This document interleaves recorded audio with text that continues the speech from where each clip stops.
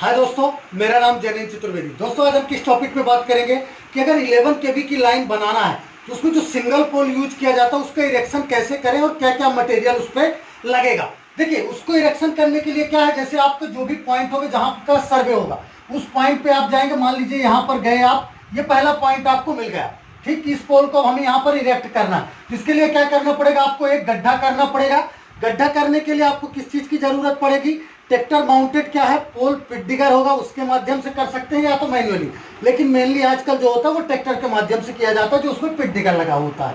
ठीक, अब आप गड्ढा कितनी गहराई तक करेंगे भाई उस पोल पिट डिगर के माध्यम से, तो ग्राउंड लेवल से कितना नीचे तक गहरा होना चाहिए, 1500 mm। अगर 8 मीटर का आपका पोल है तो पोल का 6वां हिस्सा अंदर जाता है एज पर REC गाइडलाइन, तो 1500 mm होगा। क्लियर हो गई भाई बात। अब इसके बाद जब आपने ये कर दिया, गड्ढा हो गया आपका, कितना गहरा अपन ने कर दिया, 1500 mm। इसके बाद क्या करेंगे, अब आप क्या करिए, उसकी बेस फिडिंग कर दीजिए। बेस फिडिंग का क्या होगा, 450 क्रॉस 450 क्रॉस 75 mm। मतलब ये जो बॉटम का है, ये जो गड्ढा किया गया, गड्ढा का जो सबसे नीचे का पोर्शन, उससे कितनी ऊंचाई तक, 75 mm की ऊंचाई तक, है ना। तो एक आप अनुमानित कर देंगे, तो आप यहाँ पर क्या कर देंगे, इसकी बेस फिडिंग कर देंगे। अब बेस फिडिंग जब हो गई, ठीक है ना, अब इसके बाद देखिए ये आपका क्या है, पोल है। ठीक है, 8 मीटर का क्या है आपका PCC पोल है। तो ये अगर आपका क्या है, गड्ढा तो हमने कर दिया भाई, बेस फिडिंग भी कर दी। अब ये आपका साइड में मान लीजिए रखा हुआ है। ठीक है, जब रखा है तब के केस में आप क्या करिए, नीचे ही इसको क्या करिए, यहाँ पर आप एक ये यहाँ पर टॉप पोर्शन में क्या लगा दीजिए, टॉप क्लैंप लगा दीजिए। तो पोल के थोड़ा सा आके ये नीचे लगेगा, उस पर कितने 2 होल होंगे। ठीक है, 2 होल को नट बोल्ट से आप क्या पीछे से टाइट करके, और ये आप क्या कर दीजिए, टॉप क्लैंप लगा दीजिए। ठीक है भाई, अपन ने ये पूरा काम नीचे ही कर लेंगे जब ये साइड पे रखा हुआ, इरेक्ट करने के पहले। ठीक, उसी टाइम पे आप क्या करिए, पिन इंसुलेटर ये आपका लगा हुआ है, 5 kN का ये पिन इंसुलेटर है, उसको भी आप उसी टाइम पे लगा लीजिए। ठीक है, इसके बाद आप क्या करिए, इसके बाद ये देखिए जो पोल का टॉप है, पोल के टॉप से कितना नीचे आके, पोल का ये जो V क्रॉस का सेंटर है कितनी नीचे लगेगा, ये पोल का टॉप ये है 831.5 mm की नीचे आके, टेप से आप मेजर कर लीजिए, है ना, कितना, पोल के टॉप पोर्शन से V क्रॉस का ये जो सेंटर जहां पे होगा 831.5 mm की डिस्टेंस होनी चाहिए। वहां पर आप क्या करिए, V क्रॉस लगा दीजिए। ठीक है, V क्रॉस जब आप लगा देंगे तो उसी में आप क्या करिए, V क्रॉस में इस इधर के पोर्शन में आप क्या करिए, पिन इंसुलेटर भी लगा दीजिए। जब आप ऐसा बना होगा, आप शेप आकृति देखेंगे तो यहाँ पर आप क्या करेंगे, पिन इंसुलेटर लगा दीजिए, उसको नट बोल्ट से आप टाइट कर दीजिए। क्लियर ना, इतनी चीज हो गई। तो हमारा ये क्या हुआ, जब अभी हमने पोल इरेक्ट नहीं किया, अपन ने क्या नीचे ही ये काम कर लिया।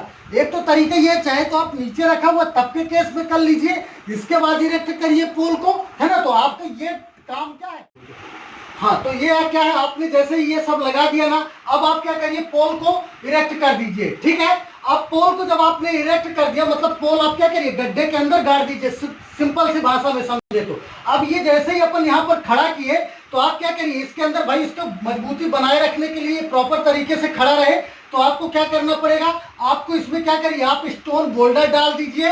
ठीक है, हमारे यहाँ पर क्या रूरल जो प्रोजेक्ट है ना, दीनदयाल उपाध्याय ग्राम ज्योति योजना के प्रोजेक्ट में, जो प्रोजेक्ट हमने देखा उसमें क्या प्रोविजन था, स्टोन बोल्डर का प्रोविजन था 60%। तो आपके यहाँ अगर कंक्रीटिंग है तो आप कंक्रीटिंग कर दीजिए, डिपेंड करता है प्रोजेक्ट के आधार पे क्या है आपके यहाँ पर अप्रूवल। ठीक है, तो जैसे मैंने जो देखा तो उसमें अपन क्या है, स्टोन बोल्डर, तो क्या करिए आप 60% स्टोन बोल्डर इसके नीचे भर दीजिए, और इसके बाद आप क्या करिए 40% कंपैक्टेड सोयल फिलअप कर दीजिए। अब जब आपका ये फिलअप हो गया इतना, तो ये पोल आपका क्या हो गया, प्रॉपर इरेक्ट हो गया। अब हमारे पास केवल क्या चीजें बची, इतना काम हो गया, ये तो ऑलरेडी हमने लगा के इरेक्ट किया था। तो अब ये होने के बाद, इसके बाद आप क्या करिए, पोल के सेंटर से भाई अपन को क्या बाकी का और क्या मटेरियल, अर्थिंग कॉयल आप कर दीजिए। इसको कितना, ये यहाँ 1200 mm की जो है क्या दूरी पर आप एक अर्थिंग कॉयल लगा दीजिए। स्पाइक अर्थिंग रॉड से हो रहा है या कॉयल अर्थिंग, जिस तरह आपके प्रोविजन में है आप उसके आधार पे एक अर्थिंग कर दीजिए। ठीक है, गड्ढा करने के बाद आप कर दीजिए। इसके बाद देखिए क्या करना पड़ेगा आपको, आपका ये क्या है, बारबेड वायर का बॉटम क्लैंप है।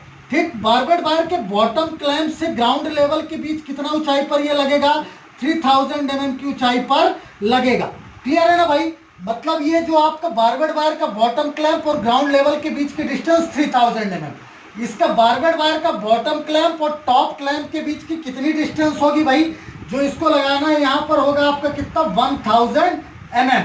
ठीक है, अब इसके बाद देखिए ये लग गया, और ये जो आपका डेंजर बोर्ड का क्लैंप है ये कितना ऊपर, बारबेड वायर के बॉटम क्लैंप से कितना नीचे होगा, 150 mm नीचे होगा। यहाँ पर आप क्या लगा दीजिए, डेंजर बोर्ड लगा दीजिए। यहाँ पर आपकी बारबेड वायर लग जाएगी कितना, 3.5 kg है ना। 14 SWGGI वायर और 12 SWGGI वायर आपके प्रोविजन में क्या है आप वो देख लीजिए।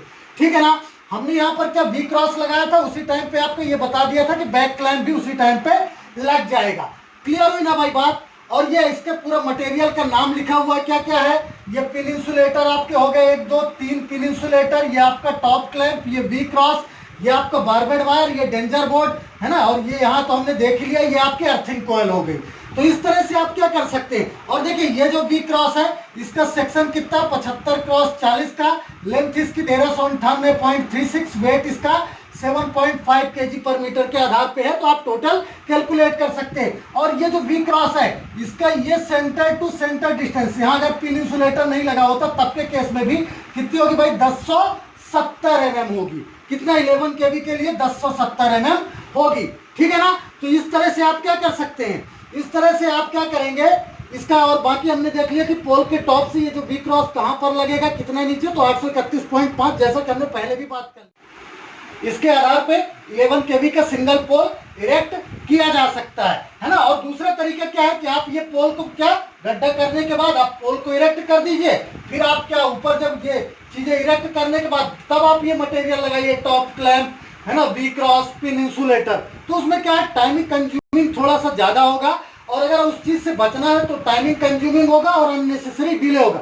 तो आप जैसा चाहें, जैसा आपको बेनिफिशियल लगे है ना, तो आप दोनों तरीके से कर सकते हैं। दोस्तों उम्मीद करता हूं ये आपको समझने में काफ़ी आसानी हुई होगी।